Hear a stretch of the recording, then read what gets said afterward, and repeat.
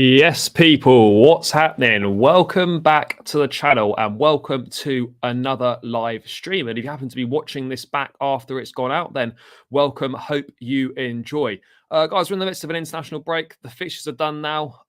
It's been pretty boring, can't lie. Looking forward to Chelsea being back at the weekend. But we have had a reasonable amount of news, certainly news worth discussing over the last couple of days. Obviously, Thomas Tuchel's pursuit of Anthony Barry and for his Bayern Munich coaching staff, the Chelsea first team coach staying away from Stamford Bridge and Cobham whilst the two teams try and thrash out compensation for Tuchel to be reunited with Barry over in Bayern Munich. We've got news coming out last night, or reports coming out last night, should I say, of Chelsea there are people within Chelsea that are admirers of Julian Nagelsmann, and the fact that he's readily available now means that, you know, if Potter doesn't keep up the work that he's doing, keep up the positive results between now and the end of the season, then they could look to make a replacement with a very good manager readily available. Kai Havertz potentially wanting out, according to some reports coming out of Germany.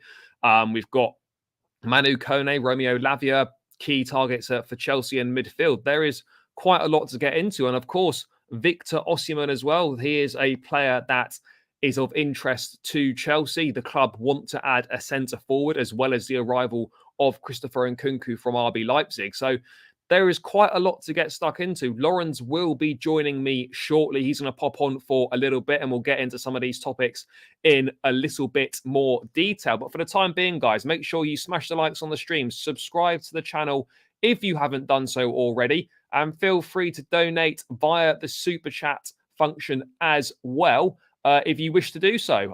Any donation, no matter how big or small, is hugely appreciated by myself and means more than you could imagine. So please do that if you are feeling particularly generous tonight. But let's get into the main news and let's get into the big news that coming out last night. I think it's been reported multiple outlets, but reported by Sami Mokbel in the Mail first, is that Julian Nagelsmann has admirers at Chelsea. The Blues have had an upturn in results recently, but any further negativity between now and the end of the season could leave the owners with a decision to make. The fact that Nagelsmann is readily available may be a factor. So much like, you know, the Bayern Munich situation with Nagelsmann and Tuchel, by all accounts, you know, Bayern were ready to replace Nagelsmann at the end of the season with Thomas Tuchel. Those conversations had already taken place, but they brought that decision forward because they didn't want to miss out on Tuchel, particularly with the Real Madrid job likely to be available in the summer, the Tottenham job, which he would have been a candidate for. Admittedly, from Bayern's perspective, I'm thinking, well, if Tuchel's got Tottenham and Bayern on the table, it's a bit of a no-brainer as to which one he would pick. But they acted quickly, they acted swiftly because they didn't want to miss out on their man, no matter how harsh it may seem. And I think it is pretty harsh on Nagelsmann. You know, 3 defeats in 37 games, well over 100 goals scored, dealing with the departure of Robert Lewandowski, no centre forward signed to replace him. I don't think people particularly liked him within the club in terms of key members in the dressing room. The fact that he's 35 years of age, I think players of around a similar age weren't that keen on him, the likes of Thomas Müller. But there were Nagelsmann, you know, fans and the likes of Kimmich, Goretzka, etc. So I think it's more to do with the fact that he kind of bit of a falling out with the board, etc. Things going on behind the scenes. There are a lot of leaks in the Bayern camp. But at the end of the day, what it means is that Julian Nagelsmann is readily available. He doesn't want to jump into a new job right now. He'll have plenty of offers in the summer. And it's just a bit of a stark reminder that despite, you know, the fact that Chelsea have picked up better form in recent weeks, it was a pretty low bar. We were pretty much scraping the floor. You couldn't limbo under that bar. But now you might be able to, you might maybe just about get under it. You know, we're unbeaten in our last 4, 3 wins and a draw. Yes, we've not played the best level of opposition, other than Borussia Dortmund, where we put in a good performance. But, you know, we're picking up results, and in games like against Leicester and whatnot, you know, we've done a little bit better. It has to be said. So, but, you know, there's a lot of big games coming up. City, United, Arsenal, all away in the league. We've got big Champions League games against Real Madrid. We've got games against Brighton, Brentford, etc. Teams in and around us at home, which we need to be winning. And, you know, as I was saying, it's just a reminder that, you know, Potter's not out of the woods just because we've got 4 wins. Sorry, just because we're unbeaten in the last 4 games. We're going to have to do a lot more than that. Lawrence, thanks for joining me, bro. I appreciate you very much coming on. I know you've just finished a long stream on your channel, so this might be a bit repetitive for you, but no, it's all good. It's all good. Let's go. Appreciate it as always, bro. Just going through this Nagelsmann stuff. Yes. Obviously, there is no surprise that there are admirers within the club. I think he's got admirers from many clubs around the world. He's a very good manager for his age. Well, not just for his age, just in general, but particularly for his age. You don't see many managers mid-30s doing the kind of stuff that he's done. The fact that he is available now, it does kind of leave the owners with a little bit of a decision to make. I was just kind of, before you come on, just saying that like Bayern wanted to appoint Thomas Tuchel at the end of the season, but they brought that forward because in fear of missing out on him to maybe Spurs or Real Madrid or whoever it might be in the summer, they wanted to make sure they got their man now. Much like we've kind of been doing with transfers, securing signatures of likes of Nkunku rather than risk missing out on him in the summer, that sort of thing. This does leave the owners with a little bit of a decision to make. They want it to work out of Potter. I would love it to work out of Potter. But if we don't see significant signs of improvement, do you think we'd be making a mistake in not going for Nagelsmann whilst we've got the chance? It's such a tough one to call, isn't it? Because, and I tweeted this a couple of days ago, that I was always... The reason why I was like, at some point after the Southampton game, especially that first half, and then the Spurs game, I was also like, maybe Potter just does need to go. He didn't go, and then we went on a run that was a bit better, and we made things a bit, improved things. But then obviously the Everton game happened, which kind of ruined the whole situation again. Not in total, but in terms of the mood of us fans, and I think also probably a bit within the team and stuff. But one of the main reasons why I was always not so sold on, okay, let's sack Potter, is number one, how much it cost to get him to Chelsea, how much it would cost to sack him. But also, in my opinion, the replacement options weren't worth that money.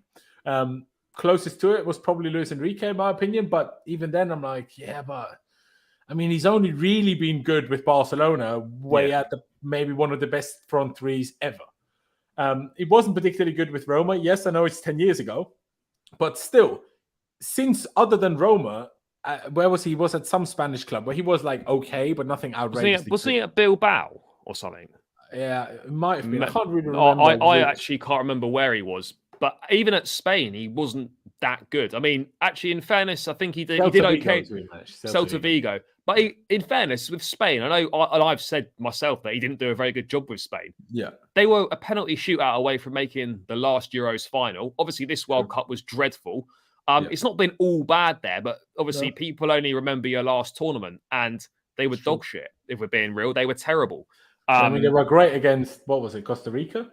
Yeah, Costa Rica. Who they battered 7-0, and everyone thought, mate, all right, Spain might be serious. But turns out Costa Rica were just not. Mate, could you imagine Enrique ball, all that passing, but then with our end products, fan base it would be terrible. But I mean, in terms of Nagelsmann, obviously, you know, we don't need to go into the details of what happened at Bayern. Obviously, a bit of a falling out of the board, things not so good behind the scenes and whatnot. Yeah. I almost feel that maybe from the outside looking in, like perhaps that was too soon for him, that job. Maybe. I don't know. He wasn't making a bad job of it, but I don't know, at 35 years of age, a relatively inexperienced manager, despite the fact that he's managed a massive football club in Bayern Munich.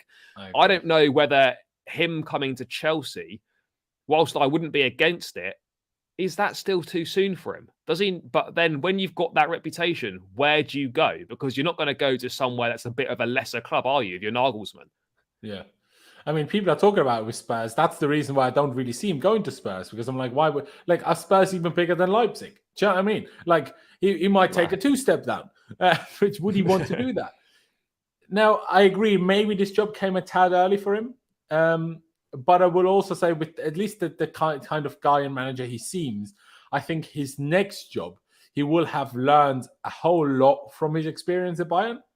And I think, especially once he's kind of processed the whole situation, what happened and everything, especially how he learned that he was getting sacked through the media, that he would probably benefit from that largely and be an even better manager than he was at Bayern for whoever he goes to now. But of course, there are certain question marks that you're not too sure about. There's like, okay, yeah, you did great things with Hoffenheim, you did great things with Leipzig, but it was a bit up and down. Even with Leipzig, didn't he come third, sixth, second? Like, Yeah. what did that sixth do in between there? Which is, but because Leipzig shouldn't be sixth, really, in terms of budget, in terms of squad. But did I follow it closely enough to really know if he had good reasons for that to happen? I don't know. And that Bayern is difficult one. It was just on my stream, and I had a guest on Carlito, and he was saying how, like, wouldn't any manager this season have struggled a bit at Bayern purely because it's the first season after 10 years that they didn't have Lewandowski and they didn't replace him? Yeah, like, for sure. The whole team was structured to functioning with Lewandowski. Now, but they still scored over 100 goals this season without him. No, exactly. But still, like, a couple of the draws that they had. Yeah. Chances are, if you have Lewandowski, you probably don't get those draws. Yeah, for sure. Just by having Lewandowski. Especially with the whole team settled to playing with Lewandowski. So, it's a difficult one. It's a difficult one.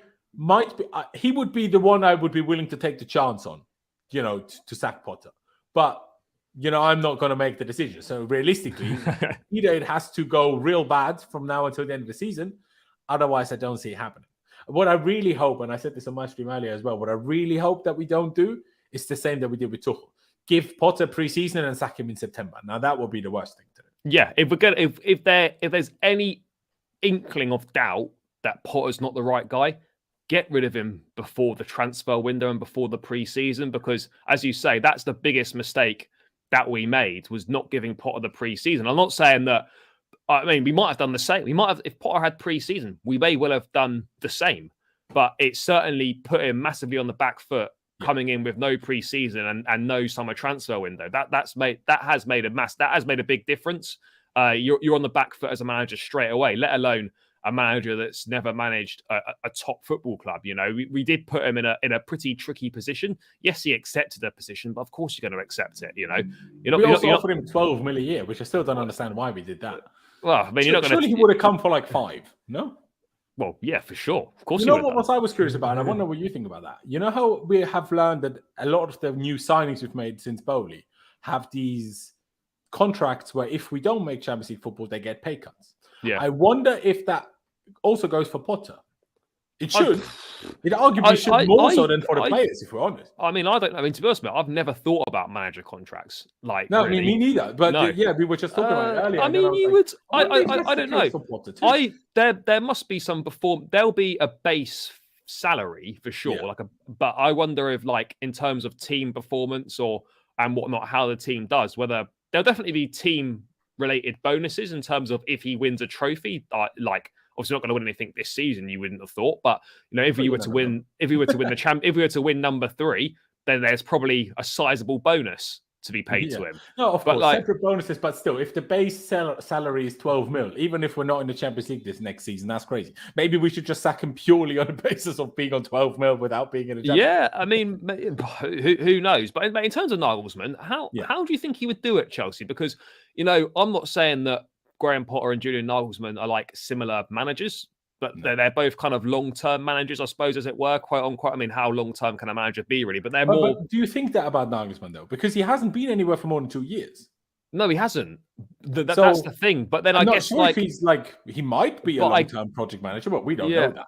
But I guess that's kind of like I guess that's a consequence, if that's the right word, of being so successful from such a young age. Yeah. That if you do a good job at Hoffenheim, like, you're not gonna 2 years later, Leipzig. You're not going to stay there. Yeah. You're not going to stay there because I need to be in a job for a certain amount of time. And if Bayern come knocking when you're at Leipzig, you're not going to say no to that either. Yeah, exactly. So, like, part of it is because of his rise, but then part of it's also like, well, hang on a second, this guy, despite that he's good and he may be a genius and whatnot, there's still quite a few deficiencies in him in terms of how he gets on with people, the way that he does things.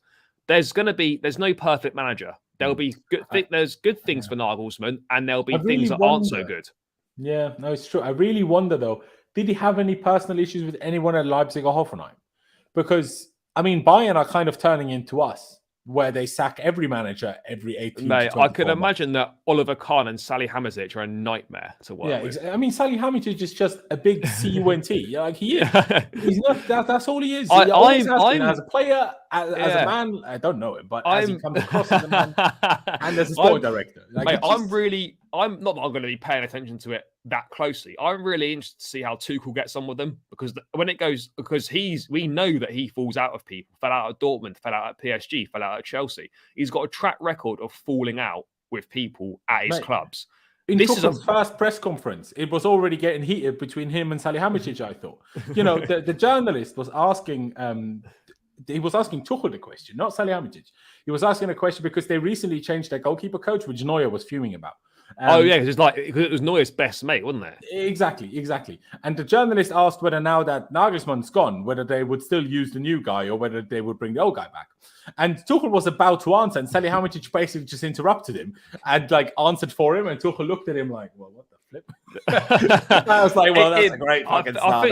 I think that'll be interesting to see how it goes. But I mean, I don't think this is likely to happen. I mean, never say never with football, and if we do need to keep getting positive results between now and the end of the season. But do you think Nagelsmann would be any good at Chelsea? Because I see a lot of the same issues that if he were to come in, he would have exactly the same problems that Graham Potter's having. Yeah, okay, he might be a better man manager, he might be a better tactician or whatnot, but I see much more of Tuchel in Nagelsmann than I see Potter.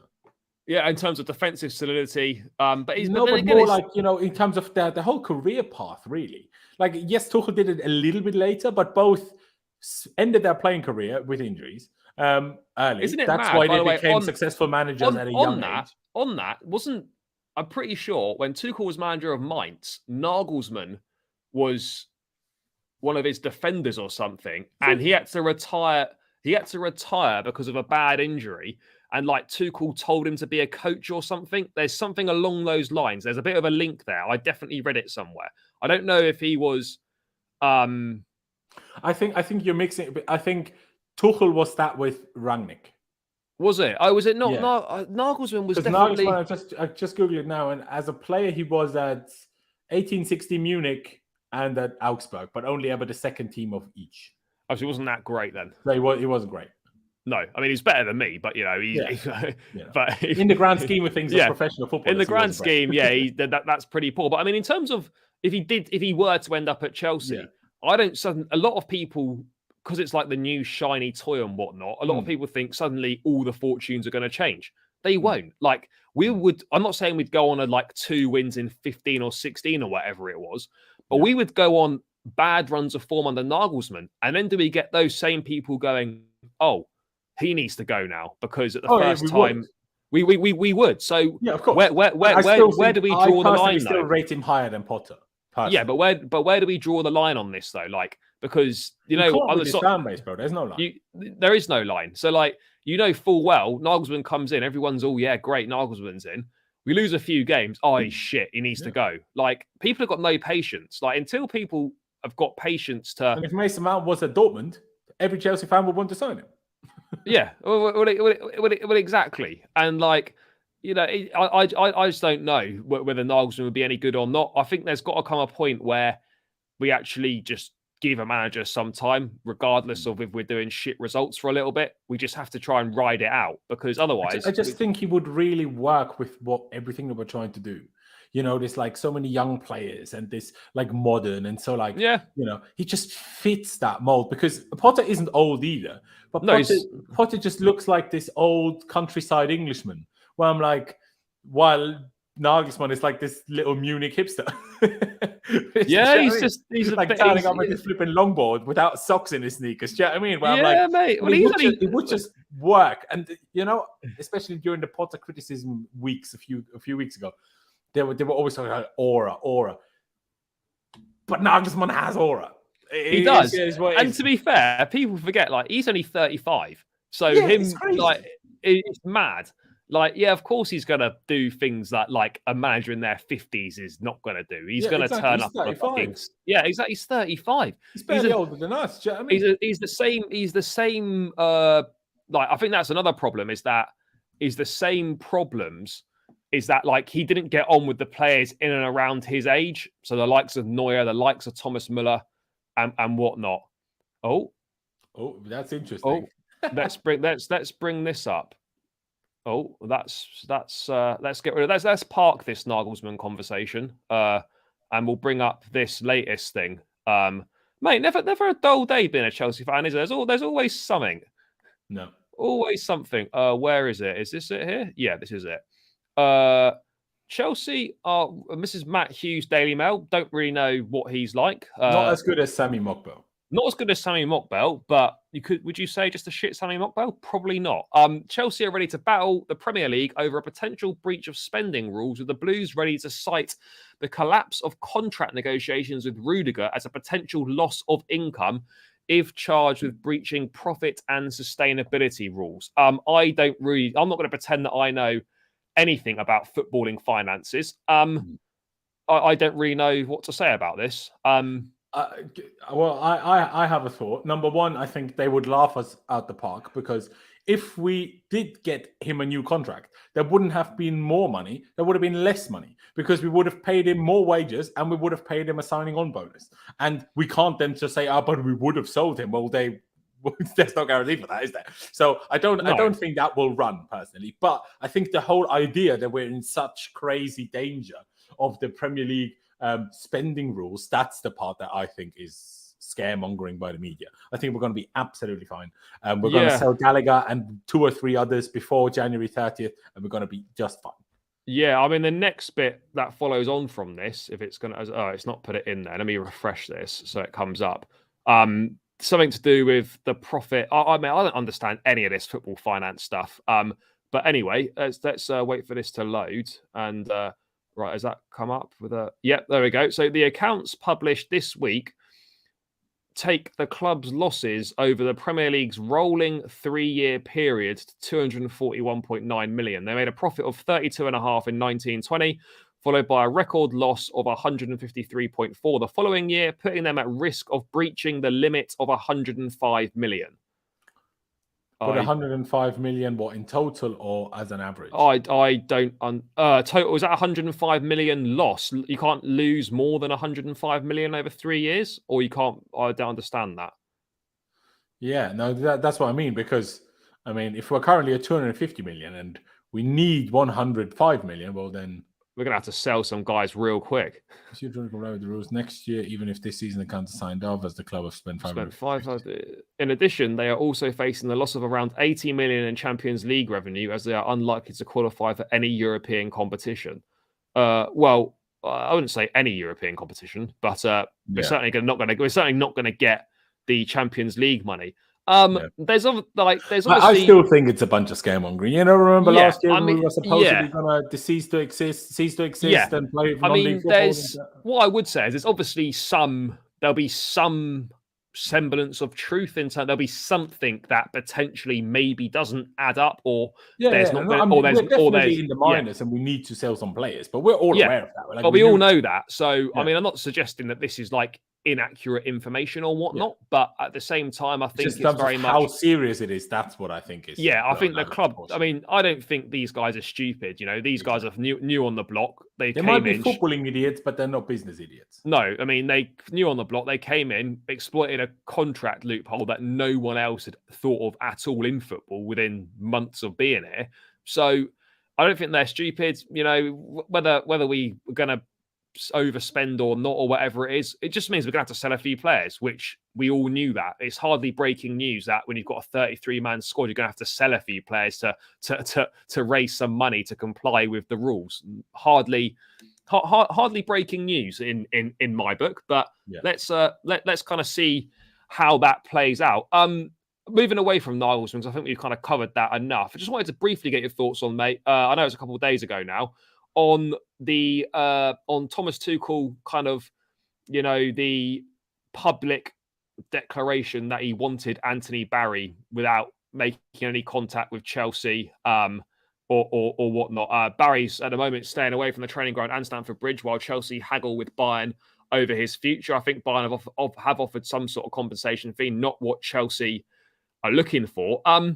What have you made of it all? Because to be honest, mate, I know it's Tuchel and we love Tuchel for what he's done, but ultimately it's disrespectful to go and speak about another team's coaching staff.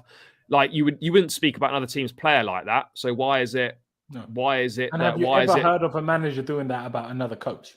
No. And Tuchel and other managers are always like, "Oh, I'm not prepared to talk about players that aren't under contract at the club." So why is that any different for a coach?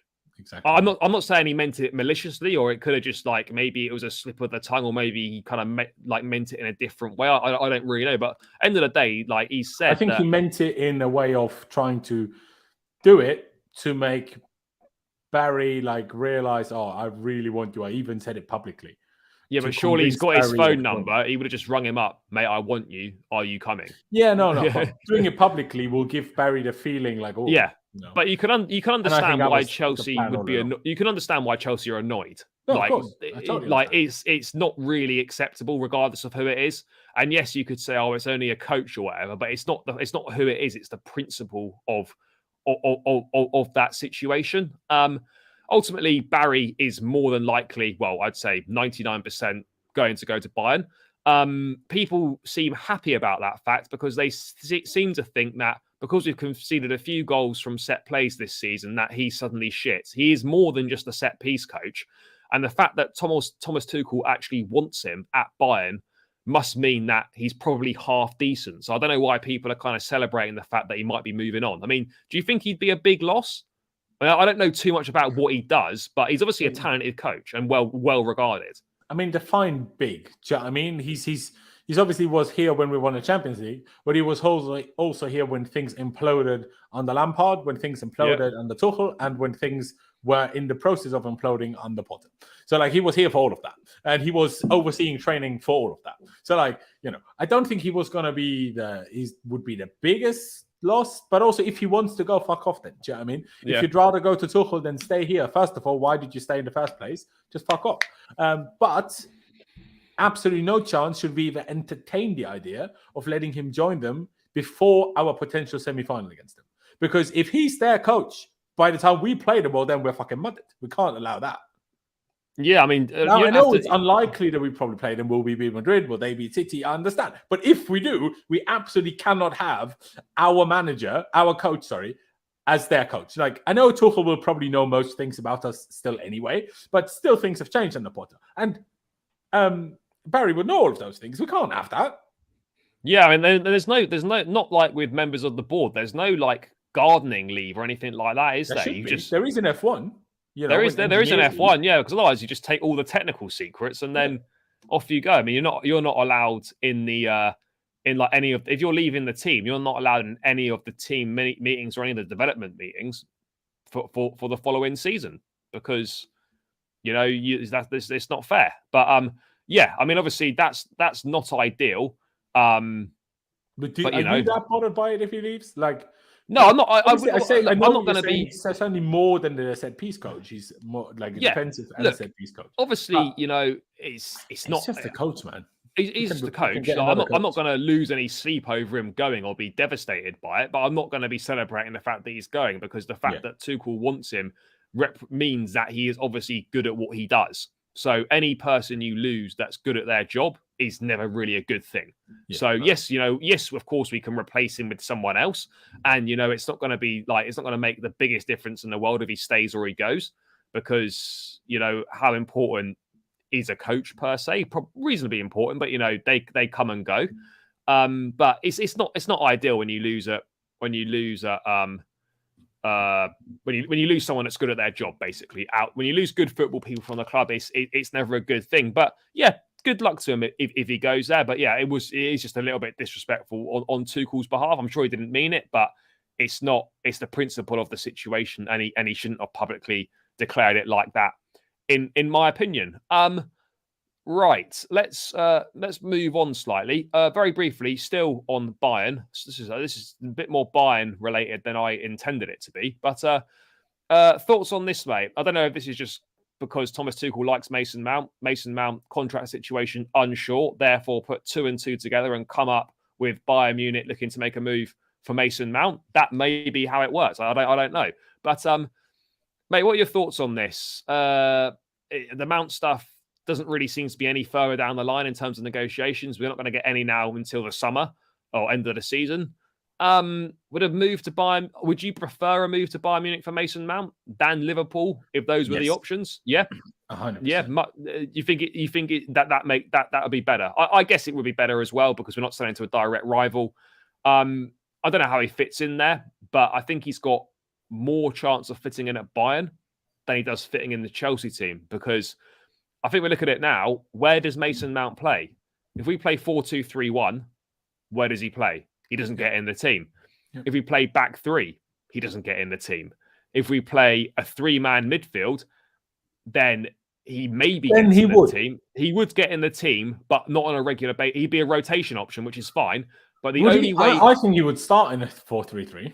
What? So let's say we had Rice holding, and then what, Enzo and Mount? Yeah? Well, I'm not so sold whether we're going to get Rice, if I'm honest. No, but if it was Lavia or if it was Kone or whoever it is, like you think that Mount would be in a 3? Yes, I'm not saying he would necessarily start every single game, but that's how he'd get minutes if we played that system. But I think so. But I think, are we looking to play that system? Because then what would you do with Nkunku? What would you do with Felix if we do sign him? So that's why the 4-3-3 is kind of not really that much of an option anymore. Mate, I think the 4-2-3-1 is the way forward, particularly as we seem to be signing these number 10 type players like Nkunku.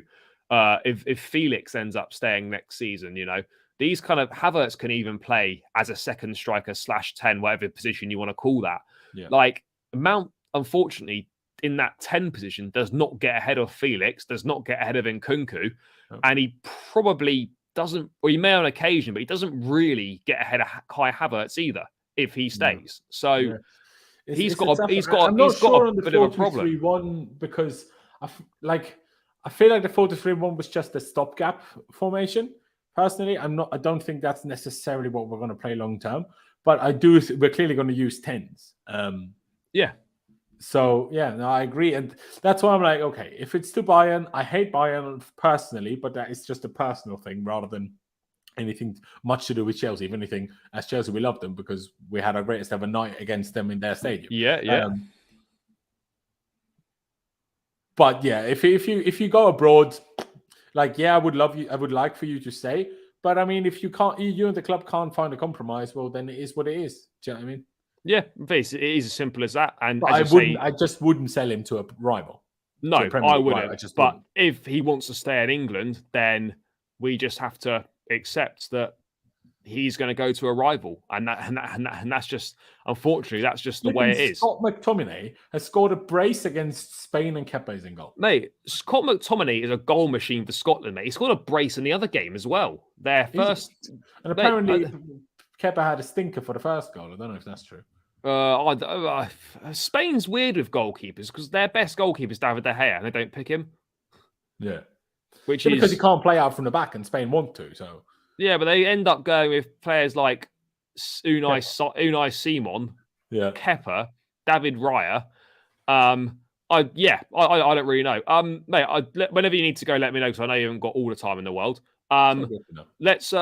Let's quickly discuss midfield then, because we've had a few links with midfielders fairly recently. I'd say that Manu Kone will be one of the big names on the market. Understand he could leave Gladbach for around 50 million euros plus add-ons. Chelsea, PSG, and United interested in the midfielder. Now, I'm not going to pretend that I know loads about Manu Kone and I've watched him loads because I haven't. But he's clearly one of the most well-regarded midfielders in European football, up and coming. He's young, I think 21 maybe, could be 22, maybe around that sort of age. 21, yeah. He's going to develop into a good player, you would expect. What are your thoughts on him, mate? I reckon you've probably watched more Bundesliga football than I have, so you might have a bit more of a better opinion. I did text Euro Expert about this, said he's someone to be excited about, which is obviously a good thing. But I wouldn't be against this. But again, we do need some experience in that midfield as well, because we can't just have a 22-year-old Enzo, a 21-year-old Kone, a 19, 20-year-old Lavia. Like, there does need to be some experience in there as well. Would you enjoy? Enjoy is not the right word, really, but would you be happy to sign Manu Kone? And what do you know about him? See, I'm not much more of an expert about him than you are, to be honest. Like, every now and again, I do watch Bundesliga, but not necessarily Borussia Mönchengladbach in particular. And if I'm not looking out for a player, then I'm not just going to notice, a random midfielder. And I don't want to say random in a negative way, but just a midfielder from a team that's not that good. And if I watch Gladbach, it's probably against like Bayern or Dortmund, where they're usually not exactly the favorites. But he seems to be a good player. The price tag in comparison to other players we've signed doesn't seem to be too crazy. And I mean, hey, look at PSG's midfield. On the one hand, they've got no one. On the other hand, they've got all sorts of young players. And yeah, like I wouldn't be against it. Let me just put it as simply as that. But I'm, like I say, I'm no expert on it. So like, yeah, I mean, I do agree with you though in terms of that we can't go just inexperienced. No, I do think it's the sort of thing. It's the sort of player that PSG should sign. In terms of they probably need to move away from just signing big names from PSG. I think he might have done maybe. They need to move. In my opinion, they need to move away from just signing. He came from Strasbourg or Toulouse. Yeah, but he started he came from Toulouse. It was, but he's still from Paris though. So he was. Yeah, he's a Parisian. He's from Paris. Yeah. PSG, for me, they need to start by signing the best French players. The best players in the French league, the best French players, sign those, and then sprinkle a bit of quality from elsewhere in the team, not the other way around. Because PSG essentially have got Kimpembe, maybe as their only French player in the team, just off the top of my head. And who? And Mbappe, of course. Yeah, those two. But that's but otherwise, no, it's true. I can't think of another one either. No. So they need to do that. I mean, obviously, Kone links, it would make sense. I think that would make sense as an accessory signing alongside a bigger name in midfield. Now, Declan Rice, there's links. It's going to be a battle with Arsenal, it looks like. Maybe others will come into the race as well, those that miss out on Jude Bellingham. And Romeo Lavia also. Obviously, it will help if Southampton go down because that will make him a bit cheaper. The City buyback clause of 40 million doesn't come into effect until 2024. Again, Lavia young. How do you feel about signing him? Me and Pice did a stream the other day predicting what we think the Chelsea squad was going to be for next season. Yeah. And we had Kone and Lavia as the two midfield signings, from this point in time, what we thought was most likely. Yeah. What are your thoughts on Lavia? I watched him in the flesh at Stamford Bridge. Thought it was very good. And he's a good footballer, clearly. Again, another young player. But even younger, he's only 19. Yeah, what would your thoughts be on signing him? Yeah, I like him too. I know more about him than I know about Kone, but like he's a real DM, which on the one hand is what we're looking for and what we're lacking. At the same time, I feel like DM more than CM or Cam or whatever. Experience plays a big role, so I'm like, it just feels like, and I feel like fans aren't ready for this. Like, you know how they come at Potter, how they come at Mount, how they come at Havertz, how they come at fucking Mudryk. These people are not prepared to have a 19, 20-year-old starting DM. They're not ready. They don't understand what that means. They're not ready. They don't understand that 19, 20-year-old DM will make mistakes. He will. And absolutely right, justifiably so, because he's 19, 20. Like, of course he will make mistakes. Do you think Messi didn't make mistakes at 20? Of course he did. And Messi's the greatest footballer of all time, and still he made mistakes. They're going to make mistakes. So I'm more worried about how the fan base is going to react to these poor players now that we're signing all these young players. But I would probably pick Lavia over Kone if I had to choose between the two. But yeah, if I'm honest, bro, I'm at a point where outside of like the big name signings, I'm like, well, I don't know. Like, it's the same with Andre Santos. I don't know. He looks good, but we don't know how good. We don't know how good he's going to look good at 17. Do you know what I mean? There's no. Yeah, we don't know how good Santos is going to be. And I would feel slightly concerned if he went into next season with the midfield options of Enzo, Kova, Kante, with Santos, Kone, and Lavia as other options. Like, yeah, it's exciting and there's a lot of potential there, but there's no one that's ready to come into that midfield and make an impact now. Out of those three, if we sign those three, Kone's not going to make an instant impact. Neither's Lavia and neither's Santos, why for me, and I'm fully on board the Declan Rice train, why it needs to be Rice plus Kone or Lavia. It needs to be that. Do we need Rice plus another one? Do we need that many? Yes, I think so. Because if Gallagher goes, if Kovacic maybe goes, we don't know. Hopefully not. Oh, yeah. If Kovacic goes. Know. Yeah. If if Ruben were to go as well, if Gallagher and Ruben went, if Mount went, we do need. I think we need to sign 2 midfielders.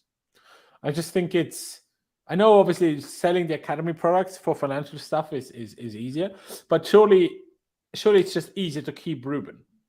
Well, I wouldn't be against keeping Ruben Kone or Lavia to be backups to Rice. Yeah, how much would they together cost? 150 mil, and that's just for midfielders. Mate, I wouldn't be against signing, keeping Ruben. He seems to be happy. He knows his role in the team, and he can do a job. I wouldn't be against that. And to be honest, he wouldn't fetch a massive fee compared to someone like Conor Gallagher or Mount or Kovacic maybe. Yeah. Ruben, you're looking at maybe just on quite a lot of money. That's the only issue with him. Yeah, and again, I think this summer he comes up to 2 years left on a contract as well. Yeah. We could ask him if maybe he's willing to take a pay cut, to be fair. Yeah, I mean, I think he probably would be. But for you, mate, he's out of the 3 we've been linked with, Rice is the guy. Yeah, Rice is the guy of the 3 we've been linked with. I'm just not sure. Well, how seriously have we really been linked with Rice in a long time? Not massively. So that's why I'm not really sure if Rice is the thing that's going to happen, if I'm honest. So I think Lavia is probably the most likely, I think. Purely because we obviously got the guy from Southampton, therefore, and he's the guy that brought in Lavia to Southampton. So therefore, we have that link. We had a bid rejected on transfer deadline day last summer. So the likelihood of us going in for that again is quite big, in my opinion. But yeah, Kone is obviously an option as well. And it's going to be interesting. We need to see what happens with Caicedo as well. Just because he signed a new contract, but is he really going to stay at Brighton long term? When he had Arsenal and Chelsea interest in January, I doubt. I think what they've done is they've probably said, "Look, sign a new contract, give us 1 more season, and then at the end of next season, if someone pays 60 million or whatever, we'll let you go." Maybe just so they can protect their asset, basically. I think it's very much so possible. But if he does still leave this summer, then. If Arsenal prefer him to Rice... Yeah, Arsenal can't afford both. No, exactly. No. So, yeah. Sorry, I'm being a little bit unhelpful in terms of my answers today. it's just very difficult to It's got... For me, it has to be... between these 19 to 21-year-old players when none of them are really going to be the instant game changer. They might be in terms of potential, but I haven't watched enough of any of them to really make... Kone and Lavia wouldn't be instant game changers. No. For me, Rice would be an instant game changer. Yeah, no, I agree. I really do think he would be. But, mate, do you find it weird that there's still people out there that don't think Declan Rice is that good? It baffles me. I don't understand how you can watch Declan Rice and come to the conclusion that he's A, not that good, and B, he wouldn't make Chelsea better. Yeah, but he scored again. Surely not. Is it a banger? Is it a banger? Because Kovacic doesn't score. He scored before already. But didn't he miss a sitter the other week? I don't know about that one, but in the previous match, he scored earlier though. Yeah. Apparently, Zakaria has channeled his inner Enzo. Oh yeah, it's basically I did see that Zakaria did an Enzo pass. It's a good pass. It's a very good pass. Zakaria is another one. Just briefly on him. Would you, if he plays to the level that he was playing to pre-injury, and he kept that up for the rest of the season, is there any reason not to spend 30 million euros on him to sign him permanently instead of spending 50 odd on Kone or Lavia? And you maybe say you go Rice and Zakaria as your signings. It might not be as exciting, but does it make sense? I don't know. I don't know either, man. It's the next one where I'm I don't know, because I know Potter picked him for a little bit, but otherwise doesn't really seem the biggest fan, does he? Man, so I thought he was never going to play for Chelsea. Up to a certain point, I didn't think he'd But that was only before Enzo signed, right? Yeah. And now Enzo is back, Copa is fit, and Kante is back. Will he play? And then I'm just save yourself the 30 mil. Yeah. I think he means you, mate. I'm sure he does. Nah, mate, couldn't be me. That's no one said that before ever. No chance. Nah, that's never happened. Mate, do you think it? I mean, surely it should, but if West Ham or Southampton, probably more likely to be Southampton, although West Ham are right in trouble, how much easier do you think relegation makes signing a Lavia or a Rice? Surely it must it must make it easier. Yeah, a lot easier. I mean, I don't think the price would go down so hard. I mean, it depends on what the initial price would be, I guess. I'm not sure. But it would go Rice down was by 80, I think he'd go down to 60 if they got relegated. Rice? Yeah, 80 to 60 relegation? Yeah. Potentially more, like 55 or 50 maybe. Yeah. But the more difficult part with Rice, but I think that with Rice now, that's the case regardless of whether they get relegated or not. Like the price may change a slight bit, but I think the main issue with getting Rice is beating the competition to him and convincing him to join us over others. Especially if we're not in Europe or not in the Champions League. Depends how desperate he is to play Champions League football, instantly. And how desperate he is to play for us, especially if Mount leaves. I think people forget that will have an impact. Now, people say, Rice loves Chelsea regardless of Mount, which is true. But still, he would probably prefer to play with his best mate since childhood than without. Do you know what I mean? Like if he had the choice. So yeah, no, I would agree. It's going to be interesting to see what we do. But yeah, Rice would be my choice. And look, Enzo, I mean, Kone and Lavia, great players. And yeah, I wouldn't be upset if we signed one of them for sure. But if we do sign one or both of those guys, there has to be a realization or an acceptance within the fan base that these guys are A, going to make mistakes, and B, at their age, they're not going to be the instant game changers in midfield that we need. So if people are happy to accept it's the question of what we need, right? Because everything depends on Kante. Everything depends on if Kante is fit or not. If Kante stays fit from now on moving forward, having Enzo, Kante, and say we keep cover, and then you add one of these two young players, I think that's plenty. But that's only if Kante stays fit. If Kante spends another season more than half of it injured, then it's not enough. So everything really depends on whether Kante stays fit or not, to me. Yeah, no, I would agree. Let's wait and see what happens. What we got here? Lots of blues in Seoul. You watching from Korea? Fair. Big up yourself. Maybe have a chat with Sonny. Let him know if he fancies it. Don't know. It's fair, he isn't getting a team anymore, but worth a go. Worth a go. Thanks, mate. Appreciate that. You said it, not me. So that's all right. What else we got here? Got to watch for the Man City buyback clause. Yeah, that doesn't come into effect until 2024, so it's not active this summer. If you've got time, mate. Oh, Saudi Arabia as well. Big up. What was I going to say, mate? If you've got time, we'll just quickly go into centre forwards. If not, just let me know, mate. Okay. Let's go into centre forwards. Fabrizio saying in his column with caught offside this morning, I think it came out. Yeah, I think it did come out this morning. Let me find it now. Yeah, here it is. Chelsea plan to sign another striker alongside Nkunku. Osimhen could be an option. All top clubs want him. Yeah, kind of stating the obvious there, but yeah, so he's going to be of interest to Chelsea. Are you surprised? Does it surprise you that we want to sign another forward, an actual out-and-out centre forward, despite Nkunku coming? Or is that not really a shock? No, it isn't a shock to me because I don't really see Nkunku as a striker. I know some people do. I don't, especially in England. I just no. Name me one. Like Aguero is probably in terms of physically, the most similar that has been successful to him. But Aguero, just watched Aguero and you saw a real striker. Nkunku isn't a real striker. The thing is with Osimhen, right? And I know people love to big ourselves up and we have this project and we are so great and everything. But if we're not in Champions League, they just win Serie A. They are currently also in the Champions League. What if Napoli wins? What if Napoli wins Champions League and the fucking Serie A? Would he even leave? Well, no, but you could also argue, what else can I do there? So maybe I will. That is true. But would he then come to us, though? Or would he go to a club that's in the Champions League? He's not going to have a shortage of suitors. If I was Real Madrid, I'd be all over that. I don't know about Real Madrid because they will still want Mbappe and Haaland, don't they? Yeah, true.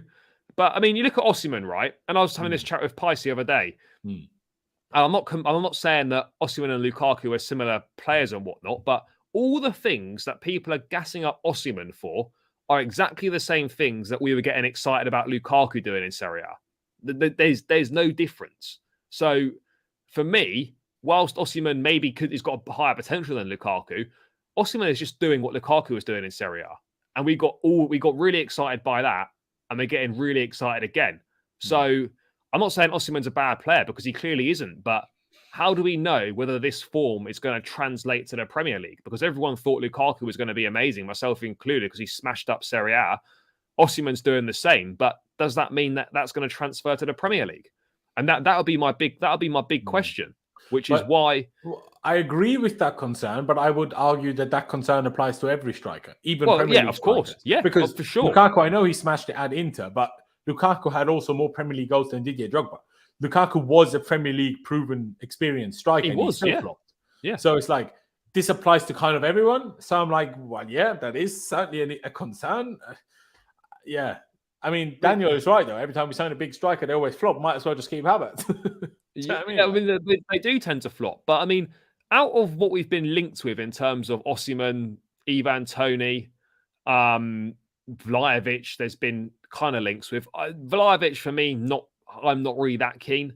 I'll be honest. The only way in which Vlahovic is valid is if he's super cheap. Yeah, but for me, I personally think the one that makes the most sense, and I know the betting thing is not ideal, and we need to wait to find out what that is. You don't want to sign Ivan Toney and then find out he can't play for 6 months. But for me, Ivan Toney has got to be our number one target at centre forward. I just think it ticks all the boxes in terms of. But does it? I think it does because Brentford plays so differently. So I don't know. No, I know. But do you not think he? I don't know. But do you not think he fits the mould of what's been successful at Chelsea? Physical presence. Of what's been successful at Chelsea, yes. But then we played very differently now. But do you not think, though, like with someone like him up there, with the likes of your Mudryks, your Nkunkus, your maybe Havertz, maybe a Sterling, Madueke and whatnot. I don't fully disagree, but I'm not going to say I pick Toney before we know what happens with this betting thing. That's just because, just because I don't know how long he's going to be banned for. Yeah, I mean, who would be your choice if you for centre forward in the summer? If you were the guy making the decisions, who would be the one you go for? If I was the guy making the decisions, I'd ask my scouting department. Someone in the chat brought up Kolumwani. I like him. Very valid option. I actually really like him. Yeah. I really like Kolumwani. But again, is he really an out-and-out centre forward? And is he better than Osimhen? They're the same age. Different player, though, isn't he, I suppose? No, of course. But in terms of, they both are 24. And look at what Osimhen's done so far. And look at what Kolumwani's done so far. He doesn't even start for France. No, he does behind now. Olivier Giroud, mind you. Well, he does start a bit more now. I think he started the last. But still, he's 24. No, I get the point. I do like Kolumwani. But I mean, is Osimhen the guy for you? I'm like you. For me, it's between Osimhen and Toney, and I might pick Toney if Toney doesn't have any issues. But you can't have more than 200 breaches and not have issues. So I expect him to be banned for quite a significant amount of time. I'm surprised they haven't done it now because they've known about this. They've known about this for ages. I agree with you. I do find that weird, but if they haven't done anything yet and we sign him, well, you can be damn sure they will then. Oh, mate, you can imagine it. Chelsea complete signing of Ivan Toney from Brentford. Next morning, Toney banned 6 months. Yeah. No, mate, 2 seasons. That's what I'm worried about. They're going to ban him for 2 seasons, 3 seasons. Retired. Got to retire. Yeah, I mean, what was the punishment Joe Barton got? And he had one bet? Oh, mate, he had about 2 or 3. It wasn't many. Exactly. And Toney has over 200. I wouldn't even surprised if they ban him from playing. No, I don't know I don't know what they can do, but yeah, I don't know about that either. Can they ban him in all countries or only in England? I don't know. Fuck knows. Why you can't? I don't think Toney is similar to Tammy at all. No. And mate, the Tammy hype seems to have gone quite. But I was seeing quite a lot of people saying, "Oh, we should try and buy Tammy back." Had a great first season with Roma. Done nothing this season. I'm not saying he's shit, but he's not carried on from And his that's even first though season. Roma are having a better season than last season. They are, and he's playing with better players. He's got Dybala with him now. Yeah. So I mean, Dybala is obviously taking a bit of the sting out of it. I mean, he scored 6 goals, 3 assists, which isn't great. What, Tammy or Yeah. Dybala? No, Tammy. No, Tammy. Yeah, that's not great if we're being real. No, but you got to always remember with Tammy now, he plays for Jose. Yeah, but it doesn't mean you can't score. No, it doesn't mean you can't score, but it means your team doesn't score as much. Full stop. This is true. But Dybala has 9 goals, 6 assists, so more, but not like outrageous. Yeah. So, mate, to push you on your answer, you're Ivan Toney betting dependent. Yes, I would. But if you're forcing me to it, the problem is that I don't. There's so many question marks. I don't know what formation we're going to play. I don't know what style we're going to have. I can't even be sure what manager we're going to have. And all of that plays a big part in which striker I pick. So it's like, because if we're playing as direct as we have been the last 2 weeks, I don't think you'd have to look much further than Osimhen. For playing direct, Osimhen is absolutely banging. The thing I'm not sure about is because Napoli, even though they hold a lot of possession, I feel like they, and I could be wrong with this, I don't watch them every week, but that's what I've gathered from things I've seen and read, is that they don't really include Osimhen necessarily in the build-up all the time. He's more like chasing every ball, and then Mate, he reminds me of. I don't want to be that guy, but I'm going to be that guy. He reminds me of Drogba. Yeah, he does a bit. He does. I don't want. He's so good in the air. It's crazy. Mate, did you see that header he scored the other week? Mate, it's mental. The guy's so good in the air. Mate, it was an absolute disgrace. But he does remind me a bit of Drogba. Drogba is his hero or his idol. I think there were some quotes a couple of weeks back. Who's that? This is another young guy. What's his name? Rasmus Højlund, is it? The young Danish forward that plays for Atalanta. Scored twice against Kazakhstan. Scored a hat-trick in the other game. Yeah. Exactly. Even though they still lost that game against Kazakhstan. They still lost that game. Borat's boys did him dirty, mate. They came back from, I think they were 2 down. I think they scored 3 in the last 20-odd minutes. Yeah, no, exactly. I'm just trying to find it. Why can't I not find it, man? Yeah, it's called Rasmus Højlund, I think the guy is, or Højlund, or however you pronounce it in Danish. I don't really know. Again, another exciting player, but we're not going to sign a 20-year-old centre forward from Atalanta. I mean, we might do, but... Well, yeah, but not as a main guy, surely. No. I mean, and in the league, mind you, like, in the league, he's scored 7 goals with 1 assist. Who? This Højlund? Højlund, yeah. Yeah. But he's 20, 6'3". Target man. Yeah. I don't know. I would, let's say I wouldn't pick him. Now, he might be quite good, but, you know. One thing I was quickly going to mention before we wrap it up, mate. This Gavi situation, just remembered, is obviously at the moment he'll be available on a free transfer this summer because obviously La Liga and courts if he chooses to leave, that is. Yeah, La Liga and Spain have ruled that his contract is not valid, so that the extension it is. So, I mean, I'm not saying this is going to happen, but there will be big clubs wanting Gavi in the summer if this situation's not sorted out. Yeah, would Gavi at Chelsea tick boxes for you? Oh, absolutely. I mean, the guy's 18, and look at what he's done already. It's crazy stuff. Like, you know, we hype up Lavia. Now, you know, put things into perspective. Yeah, Gavi is a joke, isn't he? Let's be real. What you can achieve at 18. Like, now, Pedri is maybe even crazy, but Pedri is also 2 years older. So let's wait what Gavi does in the next 2 years first. But yeah, I think we need to hold those a little bit in terms of. So basically, I think what happened is they've basically turned Gavi back into an academy player. But if Gavi then chooses to still stay at Barcelona, which he might do, considering first of all, they're winning the league this season. You know, he's him and Pedri are basically creating the new Xavi and Iniesta. Would he, even if he could leave on a free, would he want to? I don't think so. Personally. No, but he'd have to agree to I don't know what the financial parameters are for getting his contract valid. I don't really know what they have to do. Can't he just remain? Like, I know he can leave for free, but couldn't he just remain as the same as he is now, though? I don't know. I don't know how it works. Yeah. No, so he's going to be out of contract, which means he's therefore got no club So Barca would either have to. Is he going to be out of contract? I thought they're turning him into an academy player. Otherwise, no, mate. I think the whole point of why he'd be available on a free transfer is because that contract is void. The extension, or is his contract that he's on now, which is however many years, is and now actually, that's why he's now is actually not valid. Is actually not valid. So he's reverted back to his previous contract he had, which is actually which actually expires in the summer, which is why he's available for free. Is that how I don't fuck knows, but potentially. But he's basically he could be available. So I mean, I'm sure there's maybe one that Chelsea are on, but it's going to be one that possible. Absolutely get on it, but I very much expect him. I agree.